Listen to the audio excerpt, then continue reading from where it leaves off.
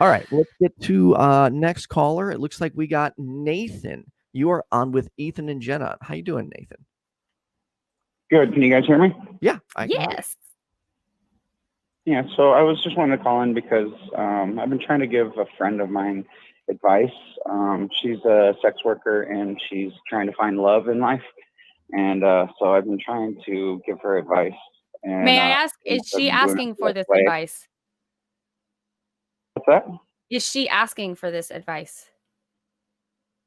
Yeah, she is. Okay. We talk about love and life and, these type of things. Okay, cool. And we kind of talk to each other, and we're thinking about having a relationship over the years. She had a relationship with a gentleman for years, an older gentleman that she actually met through sex working. And one of the clients that she worked with through webcamming. And then after that, they ended up breaking up, and then she met another guy through webcamming, and he ended up being married and was lying to her about being married and broke her heart. And then she met another guy, so she keeps basically dating these men through the webcamming. And my advice to her was maybe you're looking for love in the wrong places, or maybe you're not. I didn't want to be judgmental about it. You know what I mean? But I told her, when I give advice to friends or people have given me advice about who to date and who not to date, and I've always said, try and find if you're looking for love, then, look in different places, maybe a friend of a friend, or you meet somebody at a library, or maybe an online dating site, or something along those lines. Yeah. Because there's different ways to meet people. I was like, you might not be necessarily, people might not be coming to that site for love, looking for love. You know what I mean? Maybe they are, I didn't want to be judgmental about it. You know what I mean? Because, maybe guys are on there looking for love, you know what I mean? But a lot of guys go on there just for sex, Right. And the gentleman that she first was in a relationship with, he was a lot older than her. He was like in his 60s and she was in her late 20s, and they were together like 7 years. But after the first year or two, he stopped having sex with her. And she was like, I don't know why. We're good friends. And for the last 4 years of relationship, he refused to have sex with me.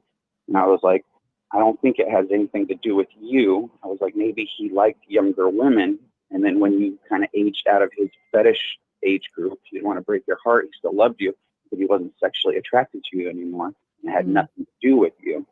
And she didn't like hearing that. She thought I was a jerk for saying that. And I felt like a jerk for saying that. But that was like the first thing that popped into my head, And then when she said she had another guy on there, and they fell in love, and then he was lying about being married, I was like, well, he went on there to, for pleasure, and then a beautiful webcam model showed interest in him, and he wanted to see what that was like. And then when he couldn't keep it going, the lie going with his wife anymore, he didn't want to, he had to break it off with you. You know what I mean? Like or maybe I told her, I was like, maybe I'm wrong. You know what I mean? But that kind of thing does happen. To be fair, it does happen. Sorry. To be fair to you, your position, that does happen too often. It does. It's a real thing. It's a legitimate position. I was trying to give her this advice, you know what I mean? And, I was just trying to tell her to look for love in different places. Maybe you're, not looking in the right place, and she kind of got mad at me and she was like, I don't want to talk to you for a couple of days. And when I come back to talk to her again, after she cools down, I want to know if I should take a different approach, if I already screwed up and told her something I shouldn't have told her, if I was being way too judgmental. And I just don't, I didn't have anybody else really to talk to. And I'm friends with you, Jenna, on Facebook. And I just saw this on here and I was like, oh, this might be the perfect thing to talk in and express how I'm feeling right now about this. So. Yeah. I know that as a dancer, I didn't want anybody telling me what to do. I didn't want anybody, and even to this day, I don't want anybody giving me advice unless I ask for it. I've had so many people tell me what to do at every stage of my life. And if I ever asked for advice and then didn't do what that one person told me to do, I'd get the response of, well, if you're not going to do what I say, then why ask? Because I wanted to know what you would do, but this thing with unwarranted advice, like I understand, like my partner is trying to get better about that. I understand that men in this country in general have been culturally raised to feel like it's your job to take care of women. And I understand that that has been put on you. But it's also probably got to be very difficult for women to be raised, to be kind of raising ourselves these days in an independent way where we don't want it. And it kind of sounds like that's kind of the position she's taking when she's like, oh, I don't, she didn't want to hear it. Maybe ask her if she wants your advice on a situation and give her the option of saying no and not forcing on her. Maybe she'll come back later and ask, because that's something that I did subconsciously, is I would turn everybody down. And then finally I was like, okay, now I can ask who I want to ask. Right. Does that make sense? Yeah. Yeah, no, that makes sense. We just have conversations kind of in that realm already, because little bit of backstory. I've known her since childhood, and we dated in middle school when we were like each other's first little loves, and then we went off into the world and did our own thing. But over the years, we've always kind of kept in touch. You know what I mean? So sounds like she cares about you. Love and she's like, why can't I find love in life? And all these men are breaking my heart and blah blah blah. Then I told her, well, this is probably why. So she didn't like specifically ask, but we were talking about it. You know what I mean? And then so that's the thing, is the reasons why. Right. So that's the thing. That's maybe where I stepped. That's maybe where I overstepped. Maybe. I mean, I wouldn't feel bad. Don't feel bad for that, because you are genuinely just trying to be helpful. Right. But I'm just trying to put out a position that you may not. I was like, I wouldn't tell you this if I didn't care. Like I'd be like, whatever. You know what I mean? Like and I was like, I might be wrong. I was like, I could be 100% wrong. This, you're still my friend. I'm just going to tell you what I think. And as my friend back, tell me, hey, Nathan, you're wrong, or you're being a jerk, or this isn't right, or, you know what I mean? But I still just want to tell you what I'm thinking. I don't want to hold this in and be like, hey, this is what I'm thinking. If this could possibly help you, why would I hold it in? So I want to tell you what I'm thinking, right or wrong, It might be a good idea to be honest with my friends, or with people in my life. I tell everybody exactly what I'm thinking. So. Would you like my advice? Yes, please. To practice holding it in. Just practice holding it in. Yeah. Waiting until it is asked for. Wait until she asks you specifically for it instead of volunteering it.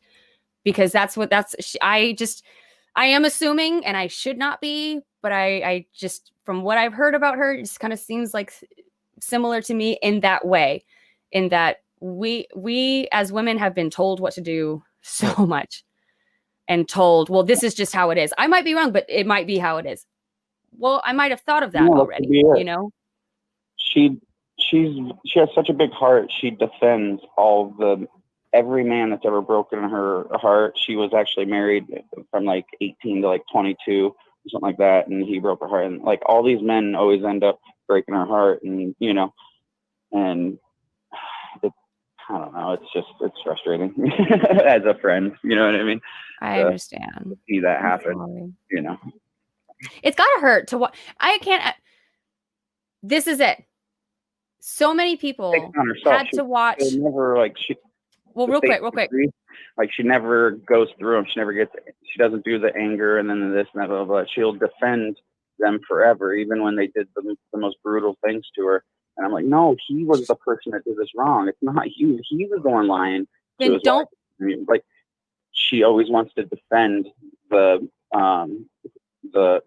she's the victim, but she wants to defend whoever victimized her. Don't put her in that position to where she has to defend them then.